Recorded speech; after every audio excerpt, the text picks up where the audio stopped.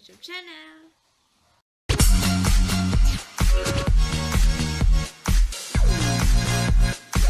So, for today's video ay gagawin ko ang aking everyday makeup look na matagal ko nang hindi ginagawa dahil nga naka-enhanced community quarantine pa rin tayo. And wala naman tayong ibang pwedeng puntahan kundi dito lang sa ating bahay. Kaya, why not na mag-ayos naman tayo kahit paminsan-minsan lang, no? Kahit dito lang sa bahay. So, simulan na natin! Before anything else, ay mag-alcohol muna tayo. First na ina-apply ko ang Aqua Moisturizer Glow by iWhite, Korea. Matagal na sa akin tong moisturizer na to and na-try ko na rin yung isa which is the color blue. And ang pagkaibahan lang nila is that meron itong niacinamide and berry complex. Ayan, nag-brighten na ang aking mukha and as you can see, meron na siyang konting glow. Ayan. Then, mag-a-apply ako nitong Belo Sun Expert Perfecting Shield Tinted Sunscreen with SPF 50 PA+++++. Ayan. Itong Belo Tinted Sunscreen is serve as my foundation na rin kasi tinted nga siya at nagmumukhang flawless no makeup look sa mukha for pang everyday use.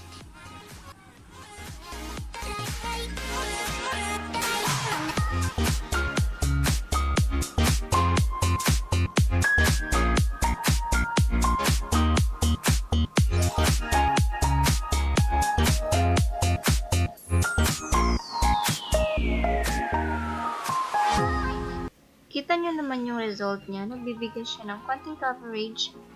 Parang foundation. Yung mga light coverage lang.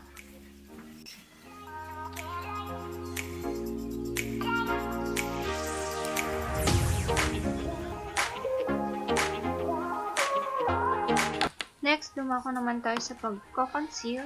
Ayan. Focus ko pa. Para hindi halatang gamit na gamit. Ito ay ang Maybelline Fit Me Concealer in shade of light.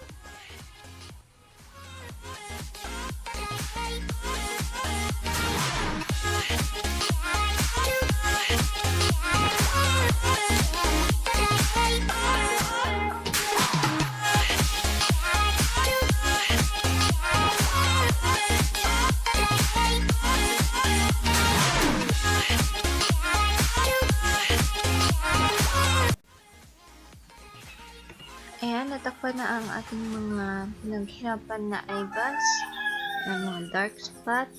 At sorry, tumilaok yung manok na pula.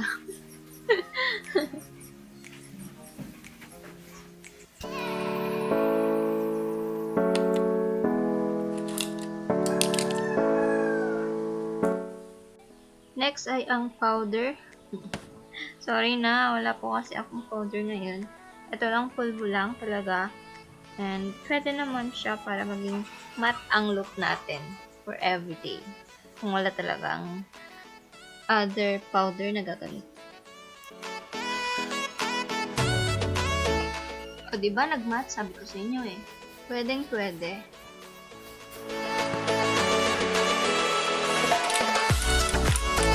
I have this EB Advanced Eyebrow Kit. Oo na, pangkilay siya pero gagamitin ko siya pang contour.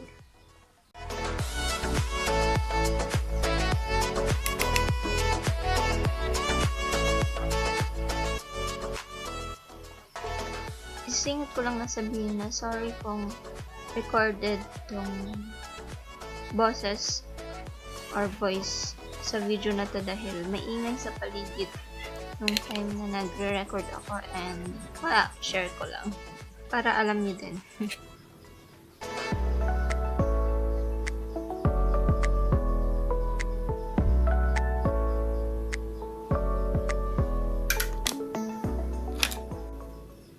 Ino-contour ko rin pala ang nose ko kasi alam niyo na pango si ate girl kaya dinadaan sa contour ang mga yan.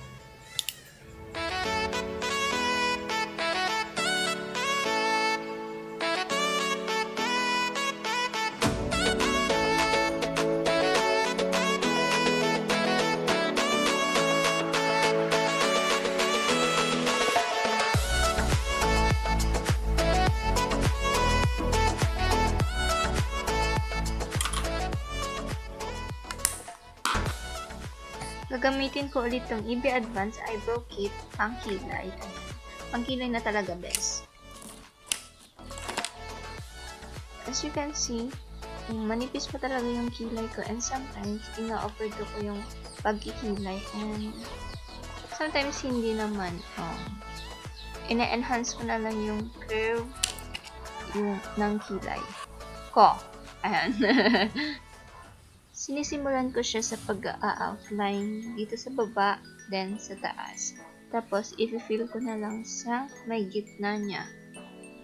Para, yun, pantay yung product na ilalagay, and gagamitan ko ng spoolie para i-spread na yung product. Sorry na kung mabagal ako magkilay. Ayun kasi, you know, yung kilay ko is nagpapakadalagang Pilipina.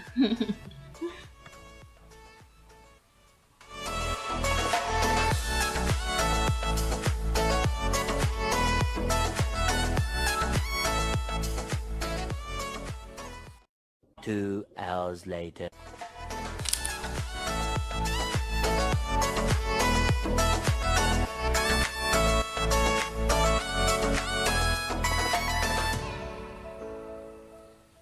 I will do my other brow in fast forward.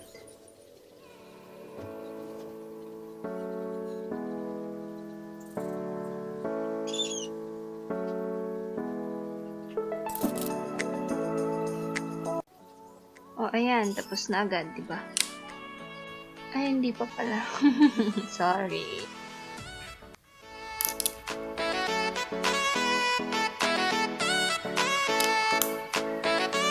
Pag okay na ako sa kilay ko, ay maglalagay lang ako ng Vice Cosmetic Gandoll Volumizing Brow Gel in the shade of Natural Brown.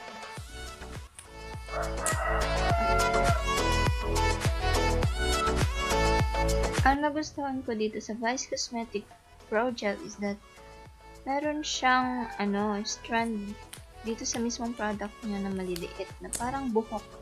Hindi ko alam kung anong tawag doon. I think fiber. Basta hindi ko alam. Hindi ko alam. Ayun. Basta yun. Yun yung nagustuhan ko. Meron siyang parang buhok na maliliit sa loob. Nagbibigay ng volumizing effect niya.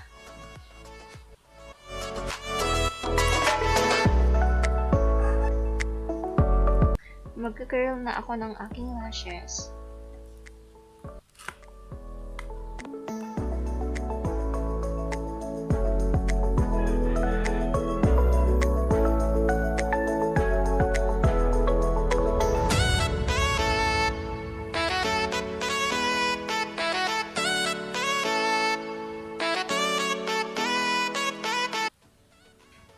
Next ay maglalagay na ako ng castor oil, eyelash and brow growth serum by Luxe Organix. Siya nga pala, naglalagay din ako sa aking eyelashes, eyebrows nito. Kaso nakalimutan ko, kaya ito na lang sa aking lashes. Wala din pala akong mascara, kaya i-curl ko na lang ulit yung lash ko. Yan, then ano ba kasing tawag dito? Blush. Yan, mag-blush na ako.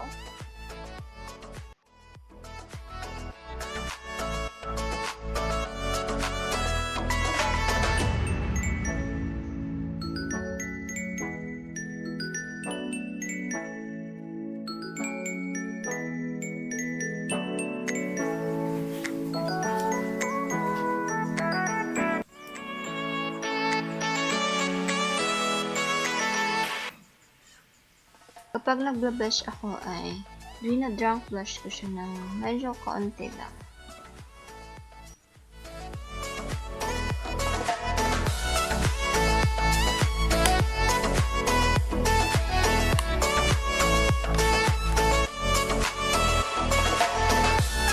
Maglalagay lang ako ng konting shimmer sa taas ng aking cheeks and sa nose.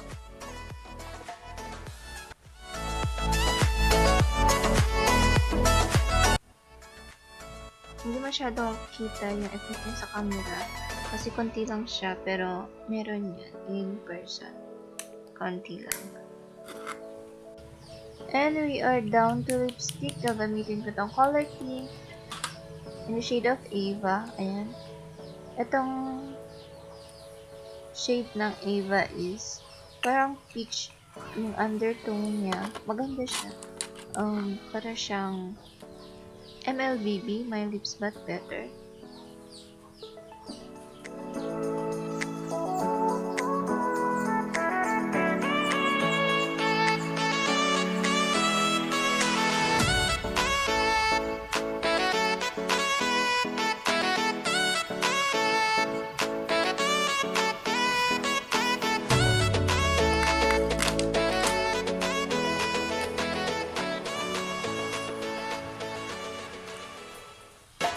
And mag-a-add ako ng darker shade of lipstick or lip tint sa may inner part ng aking lips.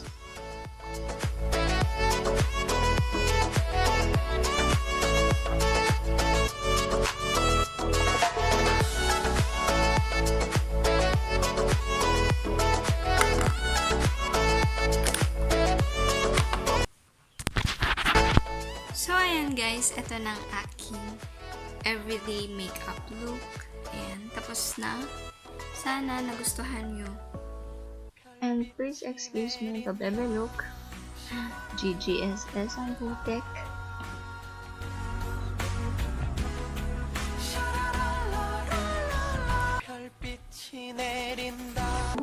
Comment down below guys kung ano masasabi nyo sa look na to. And yes, itong aking everyday makeup look. Simpleng-simple lang siya guys.